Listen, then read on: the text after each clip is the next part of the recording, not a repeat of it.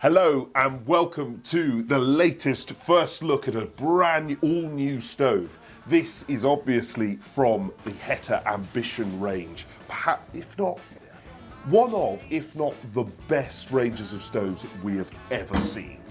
Obviously with this particular one, they have also released at the same time. Which one do we want? The black handle. Loads of you have requested this from Heta. I've had comments about it, but they have now done it. Obviously the stainless steel one comes as standard, but this is now available.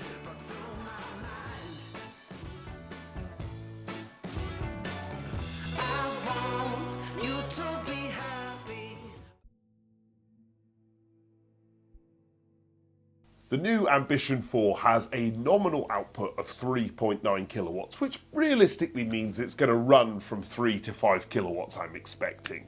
The efficiency is running at 81%. The stove itself weighs 76 kilos, which I think is pretty heavy, considering the fact that this doesn't have a grate or an ash pan. This is just a wood-only stove, and it's little. We're also looking at DEFRA approval here. As you can see, I have removed the DEFRA kit from this one, but it's obviously available if you need it. It's also eco-design. The stove itself is 600mm tall, it's 440mm wide, and I think the depth is 357. It's actually 342 deep. It also has a distance to combustibles to the rear of 275mm and to the sides of 400mm. Well, let's start with the handle. Hetas are known for their handles, the fit and finish, ready?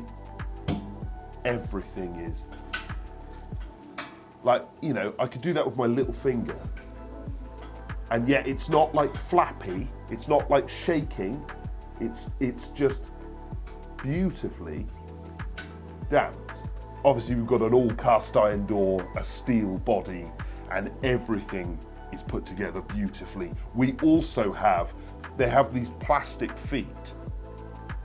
The end user is not going to care about this, it's going to be irrelevant. But for installers, these stoves are the best stoves to install, because you just, doesn't matter what the hearth is made of basically, you just chuck it on the hearth and you can just move it about without scratching it, without worrying about it. They are lovely to fit. I know, because I fit a lot of stoves in this fireplace, and this one was easy. We open the door, we only get 90 degrees though. It opens 90 degrees, but then inside here, we get things like, well, I've been sent the direct air spigot, which is an optional extra on this stove. We get the Heta glove, which is properly branded and looks very smart, and our original stainless handle. I actually quite like the stainless handle, but a lot of people do want the black, so that's why I've put it on there. We've then got the air coming down into the stove. So we've got a lot of air coming down the glass, is where the majority is coming, so I'm expecting this stove to run beautifully clean.